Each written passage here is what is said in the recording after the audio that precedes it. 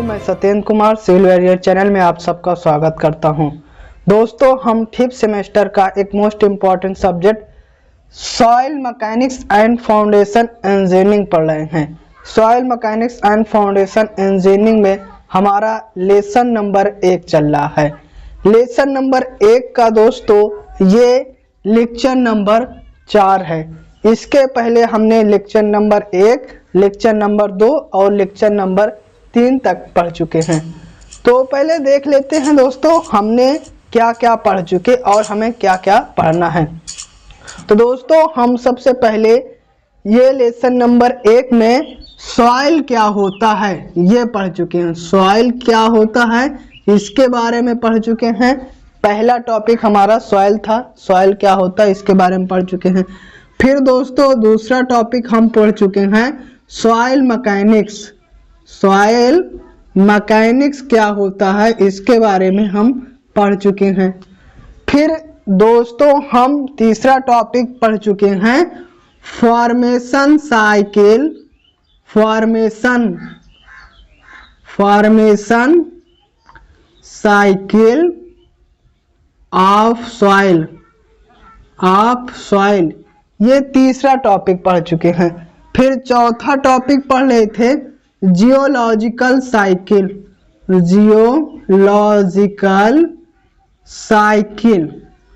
Geological cycle ये हमारा चल रहा था। तो दोस्तों हमने इसमें पढ़ लिया था कि जियोलॉजिकल साइकिल के डिफिनीशन पढ़ लिया था। फिर हम जियोलॉजिकल साइकिल के स्टेप कितने होते हैं इसके बारे में पढ़ रहे थे। तो एक बार देखते हैं हमारा जियोलॉजिकल स्टेप कितने प्रकार के होते हैं। तो दोस्तों जियोलॉजिकल हमारा साइकिल 3 स्टेप में होता था। कौन कौन से स्टेप में होता था? पहला जो हमारा स्टेप था दोस्तों, पहला स्टेप था दोस्तों हमारा डिसइंटीग्रेशन। पहला स्टेप था डिसइंटीग्रेशन। पहला हमारा स्टेप था डिसइंटीग्रेशन और दूसरा हमारा था दोस्तों ट्रांसपोर्टेशन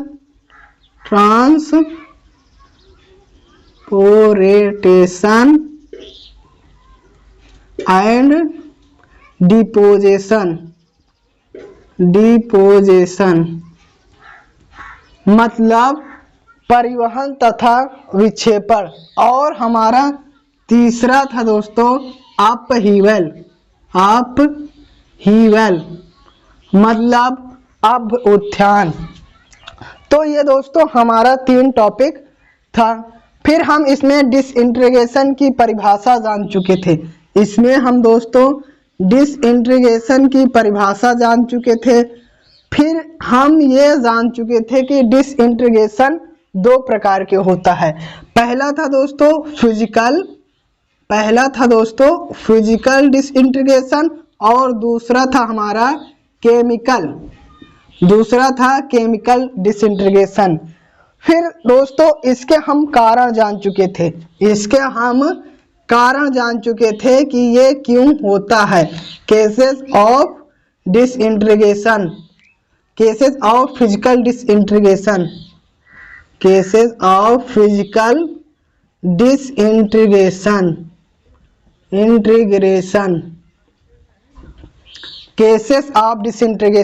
इसी प्रकार इसमें हम दोस्तों जान चुके थे केमिकल डिसइंटीग्रेशन की परिभाषा। फिर केमिकल डिसइंटीग्रेशन के कारण क्या थे इसके बारे में हम जान चुके थे। केसेस ऑफ केमिकल डिसइंटीग्रेशन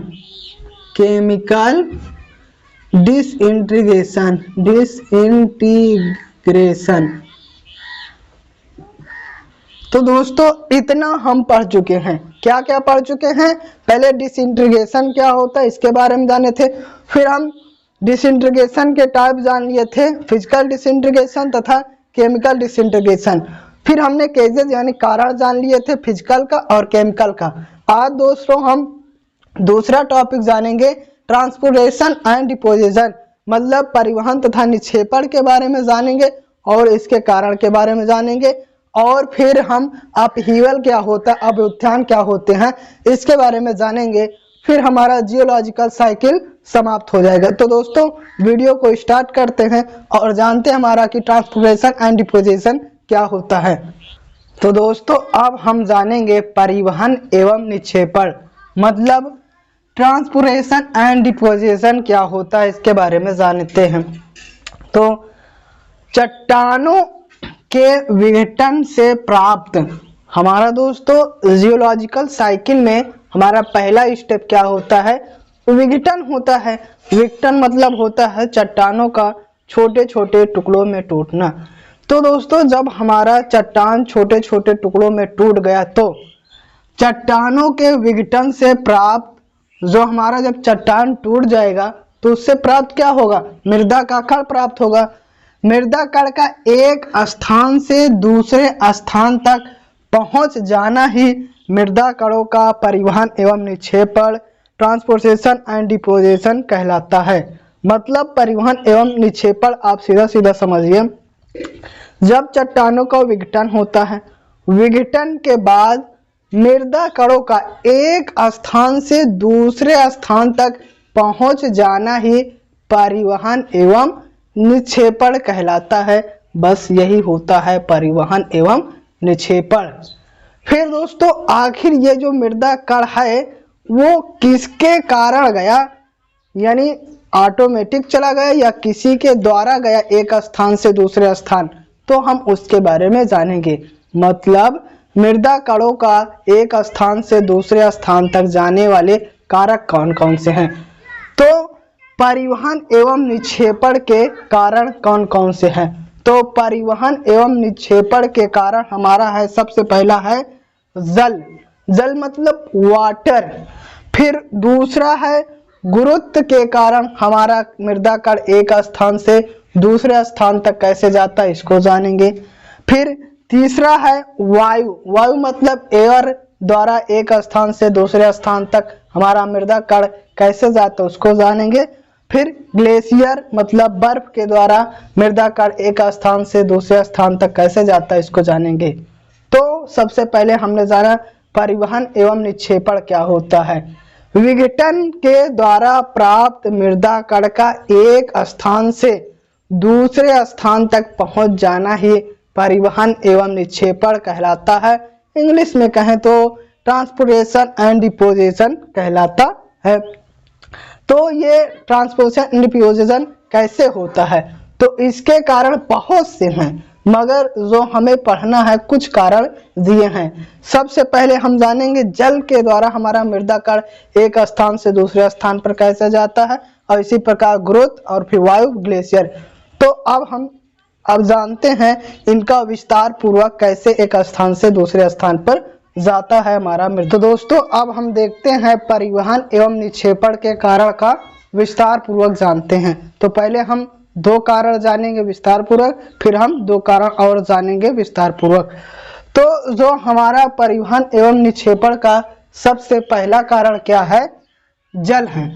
सबसे पहला कारण क्या है, जल है। अब इसको देखते हैं कि हमारा जल के द्वारा मृदा का एक स्थान से दूसरे स्थान पर परिवहन एवं निक्षेपण कैसे होता है।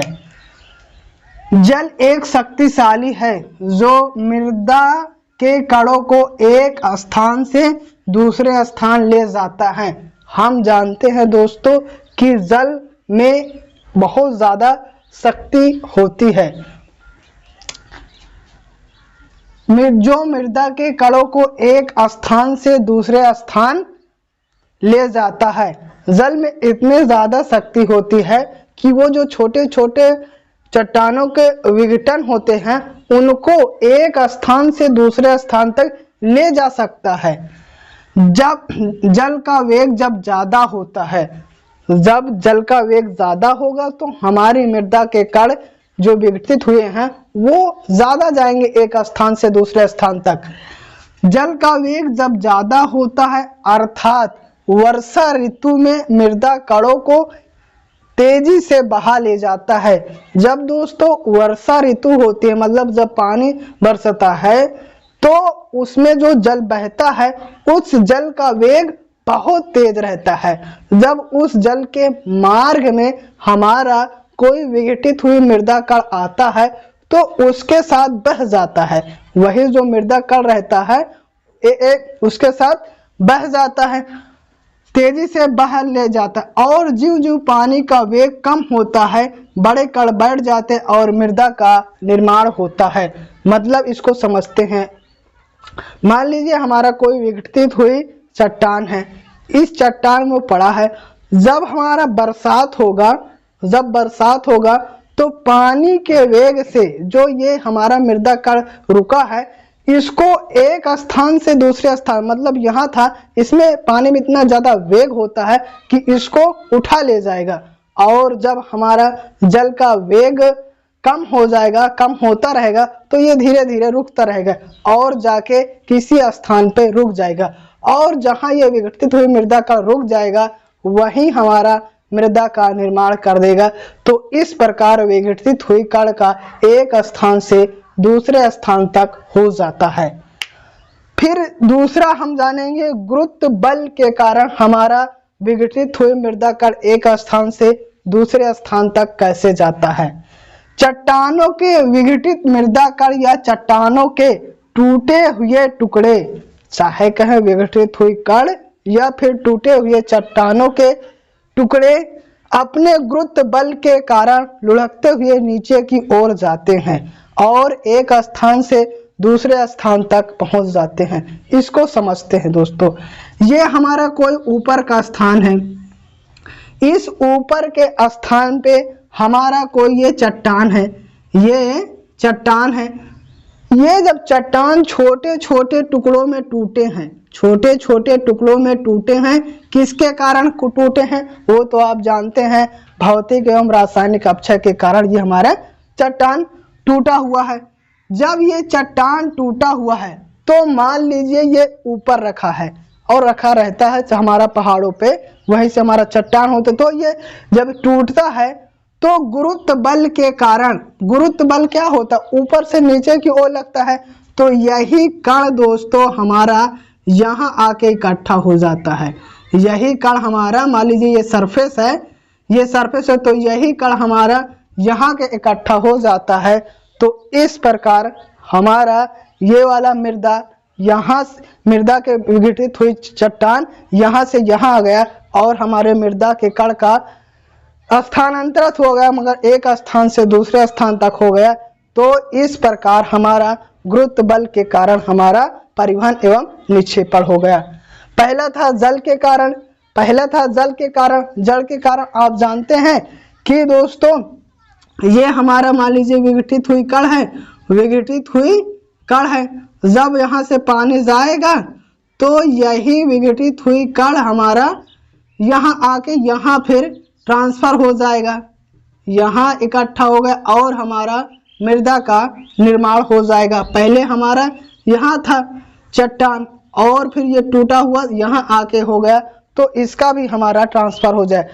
कुल मिलाएंगे परिवहन एवं निक्षेपण में क्या होता है कि मृदा के कण या चट्टान के छोटे छोटे टुकड़े एक स्थान से दूसरे स्थान तक होते। तो हमने दो कारण जाना। पहला जाना जल के कारण, मान लीजिए ये रास्ते में कोई हमारा चट्टानों के छोटे छोटे टुकड़े हैं, जब जल का प्रवाह होगा, मतलब वर्षा के ऋतु में जब पानी का प्रवाह होगा तो इसके रास्ते में आएगा तो ये जल का वेग इतना ज्यादा होता है कि इसको बहा ले जाएगा और यहाँ से यहाँ तक या कहीं भी एक स्थान से दूसरे स्थान पर हो जाएगा। तो इस प्रकार हमारे चट्टानों के छोटे छोटे टुकड़ों का स्थानांतर हो जाता है और स्थानांतर के बाद जहाँ इकट्ठा होगा वहीं हमारा मृदा का निर्माण होगा। ये जल द्वारा है। फिर हमने दूसरा जाना गुरुत्व बल के कारण। तो यहाँ मान लीजिए ऊपरी स्थान पर कोई हमारा चट्टान था, चट्टान भौतिक एवं रासायनिक अपक्षय के कारण वो टूटा और जब ये गुरुत्व बल के कारण ये हमारा यहाँ से नीचे की ओर आ गए और यही हमारा छोटे छोटे टुकड़ों में जो टूटा हुआ था फिर ये यहाँ आकर मृदा का, सॉइल का निर्माण कर लेगा। तो उम्मीद करते हैं दोस्तों दो कारण, पहला जल और फिर दूसरा गुरुत्व बल आपको समझ में आ गया होगा। अब हम जानेंगे तीसरा दोस्तों क्या है उसको अब हम जानेंगे। तीसरा और चौथा हम चार कारण जानेंगे कि हमारा परिवहन एवं निक्षेपण के कौन कौन से कारण हैं। दोस्तों अब हम परिवहन एवं निक्षेपण के तीसरा और चौथा कारण जानेंगे कि परिवहन एवं निक्षेपण के हमारा कौन कौन से कारण है। तो हमारा जो तीसरा कारण है वायु है। वायु के द्वारा परिवहन एवं निक्षेपण कैसे होता है इसको जानते हैं। तेज हवा मृदा के कण को एक स्थान से दूसरे स्थान तक ले जाती है। जिस प्रकार दोस्तों जल भी एक स्थान से दूसरे स्थान तक मृदा के कणों को ले जाती है, उसी प्रकार पवन में भी शक्ति होती है कि मृदा के कणों को एक स्थान से दूसरे स्थान तक ले जा सकती है।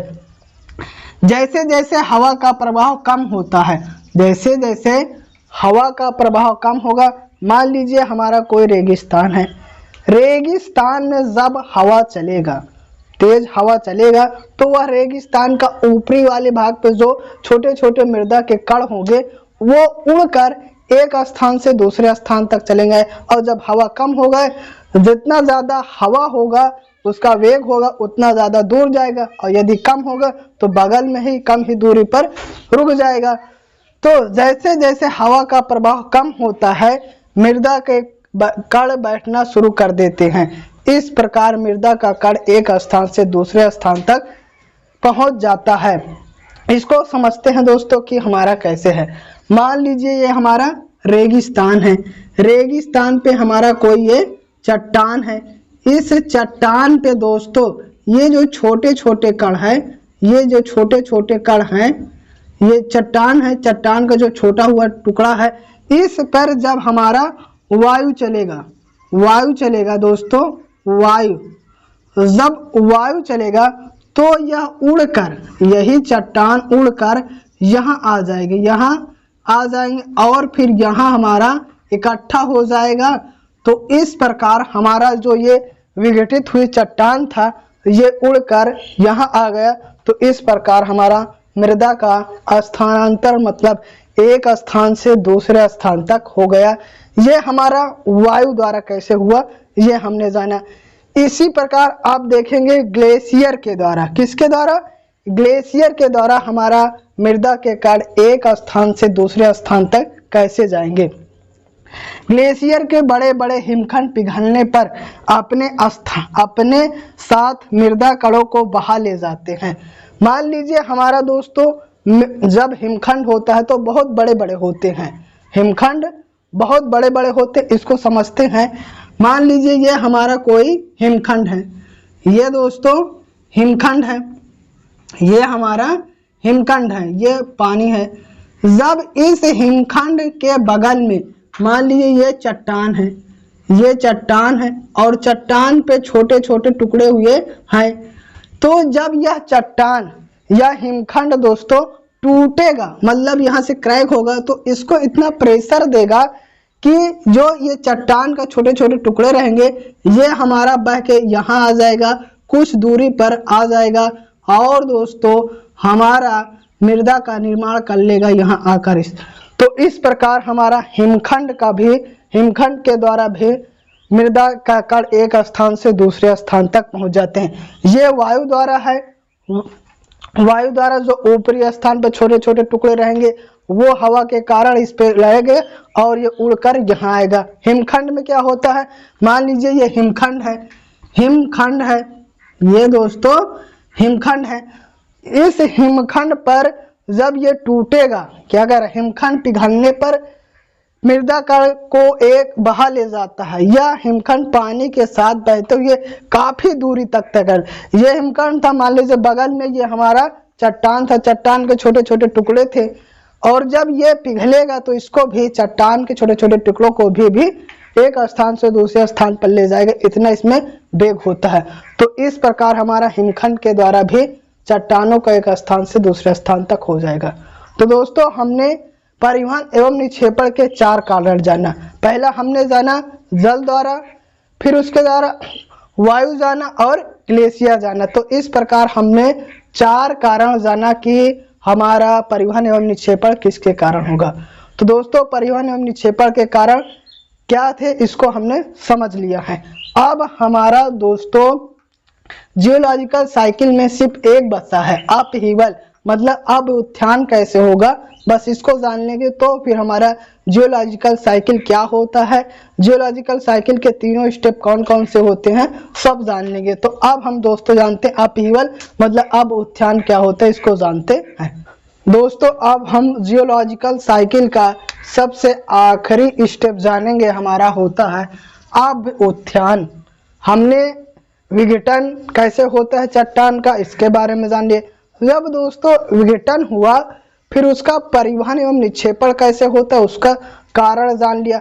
अब हम अप उत्थान अपहीवल क्या होता है इसके बारे में जानेंगे। विभिन्न कारणों से मृदा एक स्थान से दूसरे स्थान पर जाती रहती है।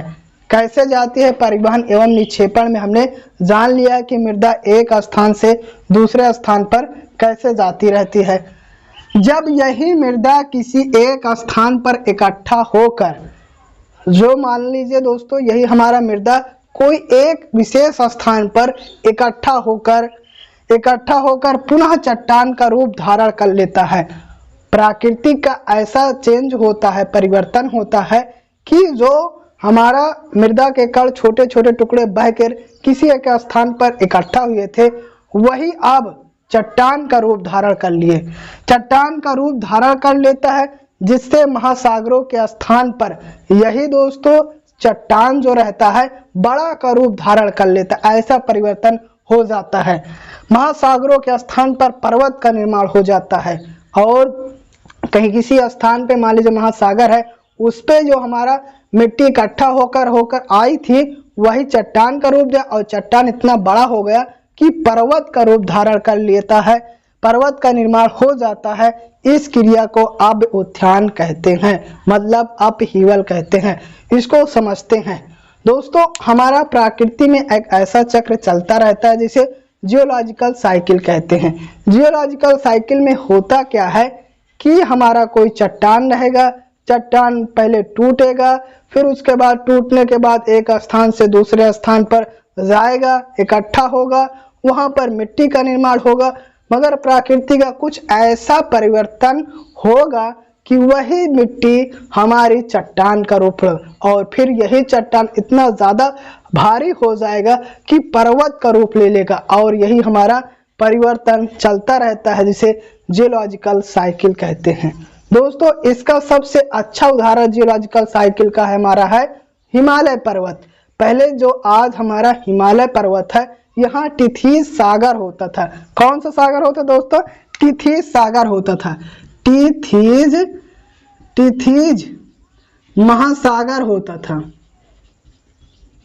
टिथीज महासागर होता था। आज हमारा वो हिमालय पर्वत है। आप इसी से समझ सकते हैं कि इतना ज्यादा चेंज हुआ प्रकृति का कि टिथीज सागर से हमारा हिमालय पर्वत हो गया। तो यही हमारा जियोलॉजिकल साइकिल कहलाता है। तो दोस्तों हमारा जियोलॉजिकल साइकिल पूरा कंप्लीट हुआ। तो उम्मीद करते हैं आपको जियोलॉजिकल साइकिल आपको समझ में आया होगा। तो दोस्तों इसके साथ ही हम वीडियो को समाप्त करते हैं। यदि यह वीडियो आपको अच्छा लगा हो तो वीडियो को लाइक कर दीजिए और चैनल को सब्सक्राइब कर दीजिए और बेल आइकन के ऑल पे क्लिक कर दीजिए और दोस्तों में भी शेयर कर दीजिए। Thank you for watching.